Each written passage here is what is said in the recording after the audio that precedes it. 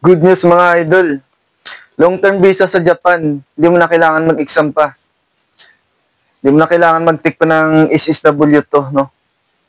Pang long-term visa siya. Pero bago yan mga idol ay.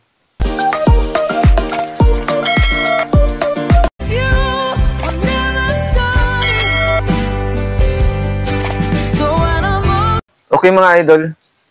Share ko lang sa inyo na pwede po kayong mag-long-term visa dito sa Japan, no? Na hindi mo na kailangan pa mag-take ng exam ng SSW2. Hanggat kaya mo magtrabaho dito, pwede. Pero, yan mga idol ay nadidepende po sa company nyo, no? Depende po sa kaisa nyo. So mga idol, patapusin nyo po tong video na to para makakuha po kayo ng idea kung paano mag long-term visa dito sa Japan na hindi mo na kailangan pa mag-take ng SSW2. Wala na siyang exam pa. Kaya ito pa yung kinagandahan dito, no? Hindi mo na kailangan pa mag-take ng exam, no? Ipaprocess na lang siya. Pero yan mga idol ay kailangan po ng sponsor ng company, no?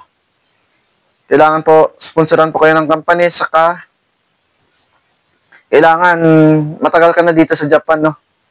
Ang requirements po dyan ay kailangan malapit ka na mag 10 years. Or hindi ko lang alam kung 8 years, pwede na rin yata 8 years, no? Sa mga ganyan, mga 8 years siguro. Kasi nagbago na yung visa na wala na yung 3B.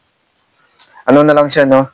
Bali, 3 years is W2, 5 years na pa, 8 years. So, parang parehas ganun, parang ganun pa rin po yun, no? Pag nawiling po kayo sponsoran ng Kaisya, pwede po kayo ma-long term visa, pero ito po yung qualification. Ito po yung qualification kung paano po kayo pwede ma-sponsoran ng Kaisya at ma-qualified sa visa na to, no? Ito yung pinakamataas na visa sa Japan na binibigay nila. Sinishare ko lang po to sa inyo dahil yung kaibigan ko po, nabigyan po siya ng long-term visa. Na pauwi na po sana siya. Pero nabigyan po siya ng long-term visa dahil po dito. Ang visa na itong mga idol ay engineering visa sa Japan, no? Na binibigay. Akala ko nga dati niyan idol, yung engineering visa ay para sa mga engineer lang, no? Yun pala ay tinatawag nila na engineering visa. Ito yung mataas na visa na binibigay sa Japan, no? Na pwede kang manirahan ng long-term visa dito sa Japan. Na pwede mo makuha yung pamilya mo sa Pilipinas. Pwede mo yung madala yung asawa mo sa anak dito sa Japan, no? Kaya swerte ng kaibigan ko, mga idol, no? Pauwi na po sana siya. Nabigyan po siya ng long-term visa, no?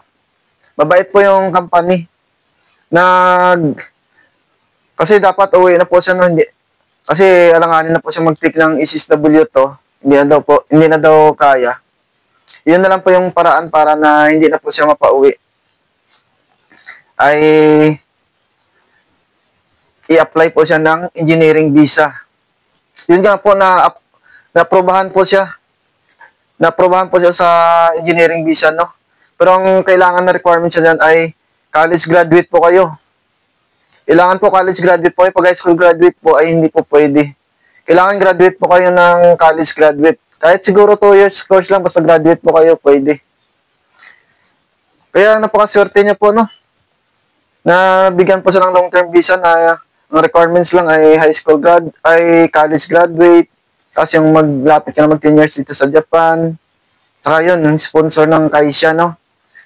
Yun nga lang, mga idol, malaki din yung nilabas ng Kaisya dyan malaki din yung nilabas na pera dyan ng Kaisya, no? Kasi, ipaprocess po yun, basta pag alam ko na may bayad po siya, na malaki po yung binayad ng Kaisya para ma-process po yung visa niya dyan, na ma-extend po ng matagal dito. Kaya, swerte po niya mga idol, no? Sana nakatulong tong video na to sa inyo mga idol, no? Mga pwede naman paki-like and subscribe sa ating channel para updated po kayo lagi dito sa mga video na ina-upload ko. Kaya sa mga magbabalak mag-Japan mga idol, mag-aral po kayo ng kahit makagraduate lang kayo ng 2 years kasi kailangan po sa mga ganyang visa, ay college graduate po, kailangan po siya ng transcript of records, diploma, no? Na katunayan na nag-graduate po kayo ng college graduate. Kaya sa mga nagbabalak mag-Japan, alam niyo na, pag gusto niyo pa magtagal ng trabaho dito sa Japan, no? Pag mag-long term kayo.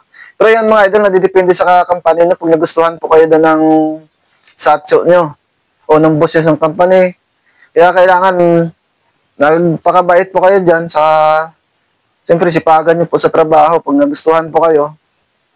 Tapos pwede po kayo mag-request sa kanila na baka pwede ma-extend po ako sa ganito. Bigyan po kayo ng long-term visa.